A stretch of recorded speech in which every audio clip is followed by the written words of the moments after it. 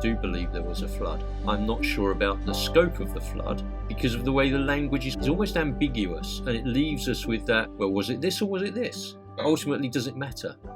And there'll be some people who will say, yes, it matters and you must take it all literally. Then I think you've got a problem with Scripture. You're right.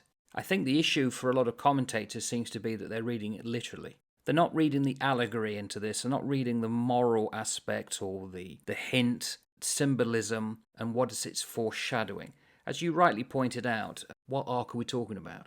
Are we talking about the Ark of the Covenant, and that we're talking about the Shekinah, glory of God, in which Jesus sits on the mercy seat, which this could be an allegory of, future referencing to? That's never mentioned. It's always not enough water. How is it possible to see this? I hate to say this because any point of view is valid, but sometimes we can have blinkers on, and we need to take those off so we can see a wider point of view. I would absolutely agree with you, Mark. I think having a perspective is fine, but it's also recognising that other people have a perspective which you may not hold, but that doesn't invalidate their perspective. If you're trying to prove things and having an empirical, evidential-based perspective to prove, then that's great. I'm used to gathering evidence. That's been my background, of gathering evidence in order to present, in order to convince beyond reasonable doubt. But that doesn't mean to say there aren't truths that can be obtained and that there aren't truths that can be gleaned from the story and the way that the story is structured. When we started off this little project, I said that this book is like Shrek. It has got layers and layers and layers and layers. And just coming at it from a Western, empirical, rationalistic, scientific approach is not the way to read multiple layered devices. Scripture is a multiple layered device. It can be read on so many levels. I was really intrigued. I was listening this week to Jordan Peterson and his conversation that he's having on Exodus.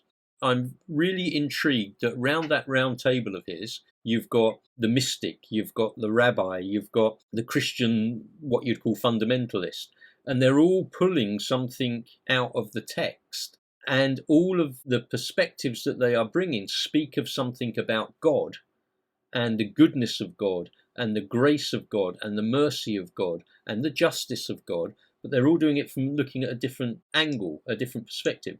Scripture is a gem which has got multiple facets. And just because somebody is looking at a different facet to you, don't be dismissive of their view. Listen to them. I guess from a Christian perspective, whatever the view is, you have got to filter it through Christ, because Jesus says the volume of the book is written about me, which means everything in Scripture somewhere is telling us something about Christ. And so from a Christian perspective, we are looking back and we are looking into Scripture with Jesus' spectacles on to see where he is manifest, to see where he's spoken of.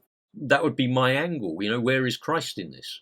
Where is Christ in what I'm reading? Where is Christ in this story? How does it prefigure him? How does it show a type of him? How does it give us an indication of who he is? That doesn't negate any of the beautiful richness of the mysticism. It doesn't negate any of the beautiful richness of the rabbinical studies into it. It just says that this is the perspective that I'm looking at it, because that's my faith.